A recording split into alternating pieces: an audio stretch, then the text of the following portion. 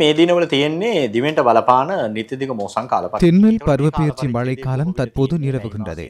மே மாதம் முதல் செப்டம்பர் மாதம் வரை இக்கால எல்லை காணப்படும். நாட்டின் தென்மேற்கு பகுதியிலேயே இக்கால பகுதியில் மழை பெய்யலாம். இன்றைய தினம் மேற்கு சப்ரகமுவ, தெற்கு, மத்திய, வடமேல் மாகாணங்களில் எந்தவொரு சந்தர்ப்பத்திலும் மழை அல்லது இடியுடன் கூடிய மழை பெய்யலாம். ஊவா, அம்பாறை, மட்டக்களப்பு ஆகிய பகுதிகளில் மாலை வேளையில் அல்லது இரவு வேளையில் மழை அல்லது இடியுடன் கூடிய மழை பெய்யலாம். வடமேல், வடக்கு, வடமத்திய, தென் மாகாணங்களிலும் மத்திய மலைநாட்டின் மேற்கு சரிவிலும் காற்றின் வேகம் அதிகரிக்கலாம். அது மழை பெய்யும் நேரத்தில் மாத்திரம் காணப்படலாம்.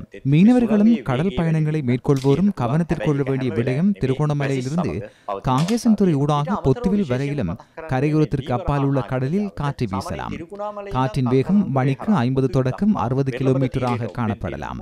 புத்தளத்திலிருந்து கொழும்பு ஊடாக பொத்துவில் வரை கரையோரத்திற்கு அப்பால் உள்ள ஆழமற்ற மற்றும் ஆழ்கடலில் கடல் அலைகள் 2 மீட்டர் உயரத்திற்கு தாக்கலாம். திருகோணமலைக்கு வடகிழக்கு வங்காள விரிகுடா பகுதியில் 27ஆம் தேதி அளவில் தாளமுக்க வலயமாக மாறலாம். தாளமுக்கம் காரணமாக நாட்டை சூழவுள்ள கடல் பகுதியில் காற்று வீசலாம். மழை மற்றும் காற்றின் வேகம் குறிப்பாக மேல் சப்ரகமுவ, தெற்கு, மத்திய மற்றும் வடமேல் மாகாணங்களை பாதிக்கலாம். මධ්‍යම සහ වයඹ වගේ පළාත්වල මේ තත්ත්වයේ වැඩිවීමක් අපිට අපේක්ෂා කරන්න පුළුවන් දැනට අපේ තියෙන විශ්ලේෂණ අනුව.